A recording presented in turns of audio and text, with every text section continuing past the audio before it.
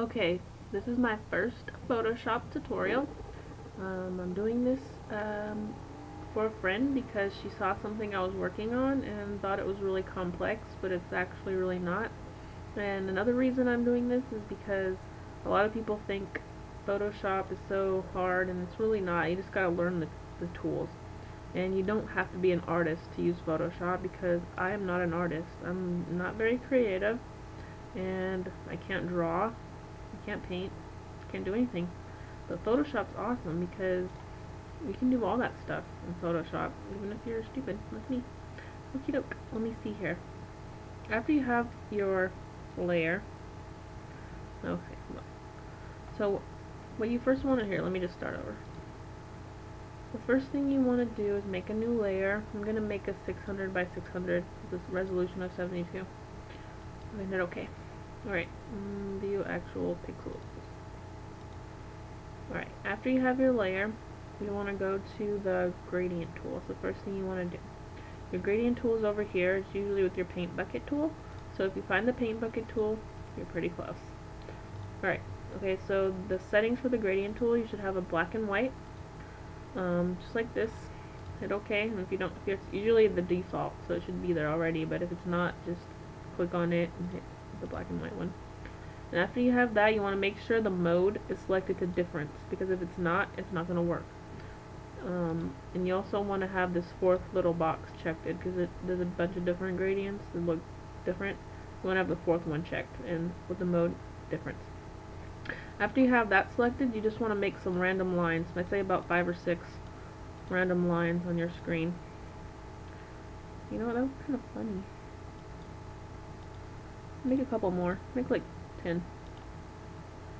Okay, after you have your random little design with your gradient tool, and all you have to do is pull your mouse and it'll make it. And you can make some big ones and small ones, but it's pretty easy. So after you have that random little design like that, you want to go over to your layers over here, and you want to right click on your layer. This is a background layer. You can either just click on that and have it layer 0. That's what I like to do by double clicking it. I don't really like it to be called background, but it doesn't matter for this tutorial. The first thing you want to do is right click that and hit duplicate layer. After you have your layer duplicated, you want to go up to edit, which is up here, and you want to go to transform. And then you want to hit flip horizontal. And now you'll have one that's flipped and one that's normal. Okay, and then you want to go to your blending mode over here in your layers box, and you can either hit multiply or you can hit screen. I like to do screen. Well, I like to do both of them because they're both symmetrical. Like if you hit like vivid light, it's really ugly, and or if you hit some other ones, it's not really. Well, I guess they're sort of symmetrical, but those are the two that make it. You know, if you want to multiply, you'll want it darker. If you want it screen, you'll probably want it lighter.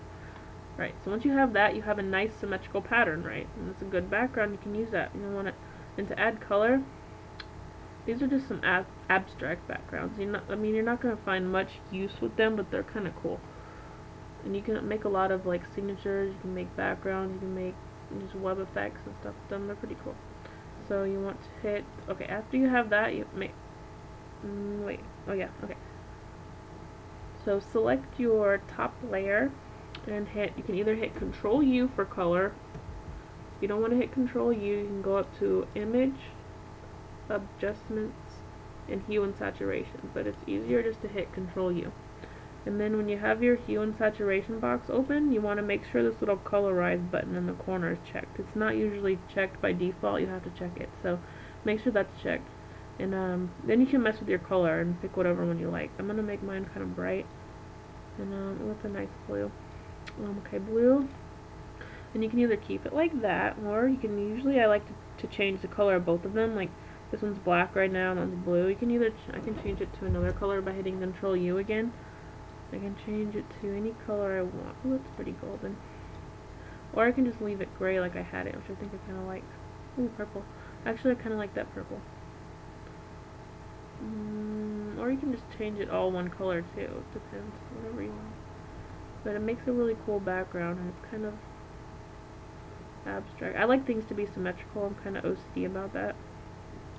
After you have it whatever color you like, then you just go right click it and hit flatten image. That's the way it's all one layer. And you can use that for a lot of different things. I don't know.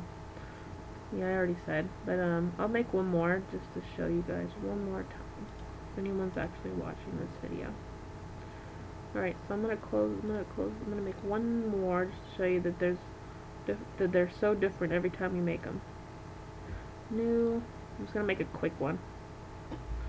They're so different every time you make them because, and you can switch the little gradients too. You don't have to make only that one, but it's best if you kind of make little circles in there too. And then duplicate, edit, flip horizontal, making the same thing I did before.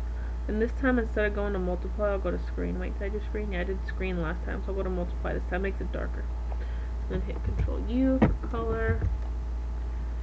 And just make it green this time. And that makes some pretty cool backgrounds. I don't really like this. Maybe it's too bright.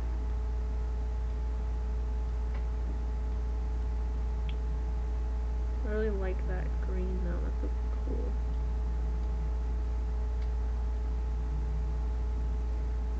That's pretty cool. Alright, so that's pretty much it. See how different that one is from that one? Pretty different, right? So you can get just the most random background from doing that. And I think that's pretty nifty tool. Yeah, pretty basic too. So, and see how easy that was? It wasn't like so artistic at all. The program did it for me completely. That looks kind of creepy. I don't know what that looks like. Anyway, okay, that's it. Bye bye.